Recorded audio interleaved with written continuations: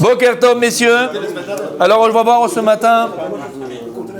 Bezrat Hashem, soit fois chez les mains complète, entière, totale. Amen. Pour Ilana, Chaya, Bat, Eva, Chaba.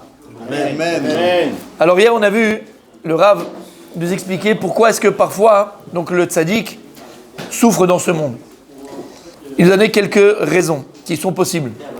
Maintenant, il va nous donner ici les raisons pourquoi est-ce que tu vois le rachat parfois qui jubile et qui réussit dans ce monde.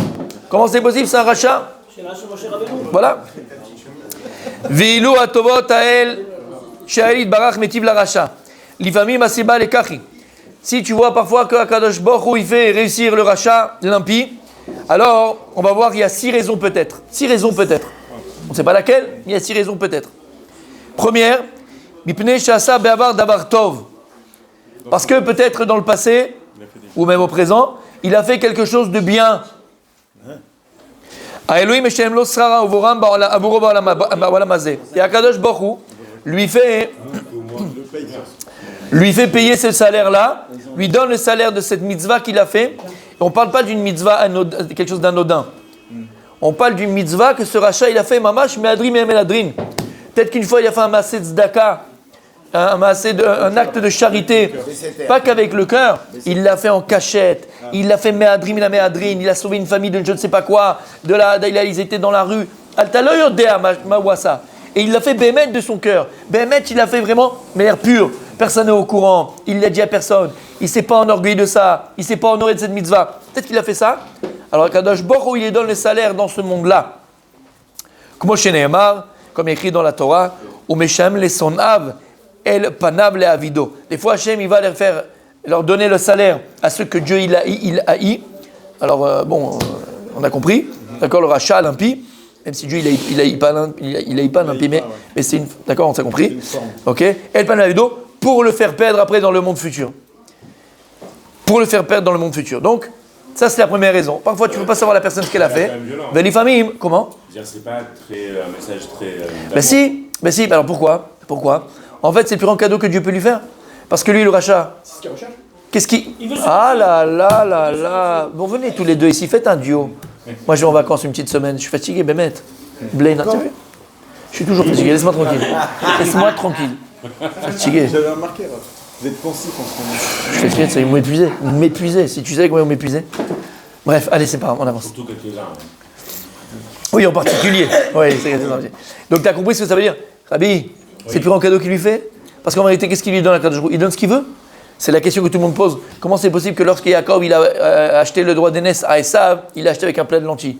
La Gemara, elle te dit c'est une Gemara, c'est une halakha. Yaakov, il ne connaît pas la halachot, Yaakov, il ne connaît pas les lois juives.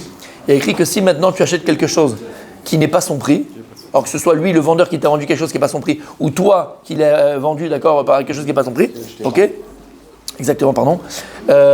Mais cartaout. La vente, elle est nulle et non avenue. 0. Walou, clou. Et là, la question se pose. Yaakov, tu as trompé Esav, tu l'as embourbé. Lama. Est-ce que le droit d'aînesse, qui est quoi? Qui est le droit de servir au Beth Amikdash, la bracha de papa, la bracha d'accord, dans ce monde-ci, dans le monde futur, tout, c'est tout, le droit d'aînesse. Ça vaut un plat de lentilles, il n'y a pas de prix pour ça. Donc tu l'as eu. Mais Kartaout, il peut dire Esav, il peut dire que c'est nul et non avenu. D'accord? La réponse, elle est non. Parce qu'en vérité, la Gemara, elle dit c'est la valeur qu'il a Vous n'avez pas de valeur, lui? Srar mitzvah be'alma lika. Le salaire d'une mitzvah dans ce monde, il n'y a pas. Il n'y a pas de salaire d'une mitzvah. Alors, plusieurs réponses. Une des réponses, c'est quoi? Pourquoi Hachem n'a pas donné de salaire, il n'a pas donné de prix à une mitzvah dans ce monde-là? Pourquoi? Parce qu'en vérité, à Kadosh Baruch Hu, il te dit, c'est toi qui mets le prix de la mitzvah. Combien la mitzvah elle est chère à tes yeux? C'est le prix que tu mettras toi. C'est toi qui mets l'étiquette. Combien tu l'achètes la mitzvah? Shamata. Et donc, si maintenant Esav, il était prêt, lui, avant le droit de naissance pour un plat de lentilles, c'est que c'est, aux yeux d'Esav, le prix de la mitzvah. Shamata. Shamata, c'est toi qui mets le prix.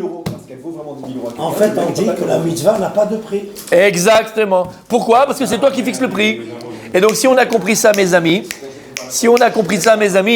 Akadosh Baruch Hu, en donnant le salaire de la mitzvah à cet impie dans ce monde-là, parce qu'il a fait une seule mitzvah, c'est le plus gros cadeau qu'il lui fait. Qu'est-ce qu'il veut, l'impie? On l'a masé. Il veut ce monde terrestre. Il veut la matière. Il veut ça. Donc, Akadosh Baruch Hu lui a fait le plus grand cadeau. Mais en fait, c'est un cadeau empoisonné parce qu'il va en vérité tout perdre dans le monde futur.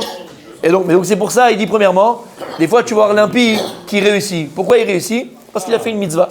Et cette mitzvah, elle lui est pour lui un srout dans ce monde-là. Deuxièmement, Velifamim Hashem moser lo et atorot betor pikadon. Parfois, Kadosh Baruch Hu, il donne au rachat, à l'impie, cette réussite, comme un pikadon, comme un gage. Velama, regarde. C'est pas pour le père que Dieu lui donne, c'est pour le fils ou le petit-fils qu'il aura qui lui sera tzaddik. Comme il y a écrit, on a vu déjà dans le Midrash, Bara Mezakeaba. Nous on connaît Srutavot, le mérite des pères. Il y a aussi le mérite des enfants. C'est-à-dire que parfois le père et la mère vont avoir des choses magnifiques, ils vont vivre des choses extraordinaires, ils vont avoir de la richesse, ils vont avoir des choses, mais c'est pas par le mérite à eux. C'est parce que de eux va sortir soit un enfant, ou soit un petit enfant qui va être Talmid Chacham, qui va être dans la Torah, qui va être tzaddik. Donc Akadosh, il a donné aux parents pour qu'ils puissent après donner aux enfants. Comment on apprend ça de qui? De Yaakov aussi Avinu. La Gemara, elle dit, le Midrash, il dit, pourquoi est-ce que Akadosh, il a sauvé Abraham Avinu? Abraham, notre père, du Ur-Kazim, de la fournaise, par le mérite de Yaakov. Lorsqu'Hachem, il a vu qu'Yaakov allait sortir de Abraham, Avinu, alors il a sauvé Abraham. Et de là, le Midrash, il dit, Bara Mezake Abba. Parfois, l'enfant, c'est lui qui donne du srout aux parents. Et par le mérite des enfants, les parents, ils sont sauvés, les parents, ils sont ornés de Parnassa Tova, ils sont donnés des... Et Akadosh leur donne beaucoup. Lama, parce qu'ils auront des enfants tzadikim. Donc ça, c'est le deuxième chose. Comme écrit dans le verset, Yachin ve tzadik ilbash, ve'od, lachotenatan inyan, le'esof ou lichnos, la tête letov, livna elokim. Donc ça, c'est la deuxième raison, peut-être que ce rachat-là, il aura un enfant ou un petit enfant qui sera tzadik, et donc Hachem lui donne par le mérite du petit enfant ou de l'enfant qui viendra de lui. En fait, pour qu'il subvienne à ses besoins. Exactement. Velifamim, troisième raison. Atova Hachem noten la racha ou agorem haikari le moto veraato. Parfois, Kadosh Brou lui donne, comme il écrit, regarde, dis la phrase que tu aimes. Be'osher. Les Baalav, Be'osher, Shemou les Baalav, les Raato. Parfois, Dieu il donne, et la personne va avoir beaucoup d'argent, mais ça va l'étouffer, ça va le tuer cet argent-là. Donc parfois, toi tu crois, la macolette. Donc toi, parfois, toi tu vois à l'extérieur que c'est une bracha qu'il va avoir, c'est une bénédiction qu'il a, mais ça va lui foutre en l'air. Mais lama, parce qu'il doit payer, il doit payer dans ce monde-là pour ses fautes. Donc c'est pas Kadosh Brou, c'est lui qui amène ça sur lui. Mais parfois, la raison qu'au départ il a, c'est pas pour son bien, mais Chazvé Shalom, c'est parce que de ça il va découler quelque chose de mal. Et de cet argent, c'est monté à la tête, comme tu as très bien dit. Il va à l'orgueil, il va peut-être tromper sa femme, après il va tromper ses enfants, après il va se tromper lui-même, et après il va aller tomber très très très bas. Le jeu, les femmes, le machin, il va tomber encore plus bas, et il va tout perdre. Donc parfois c'est les ra'ato. T'as compris? Quatrièmement,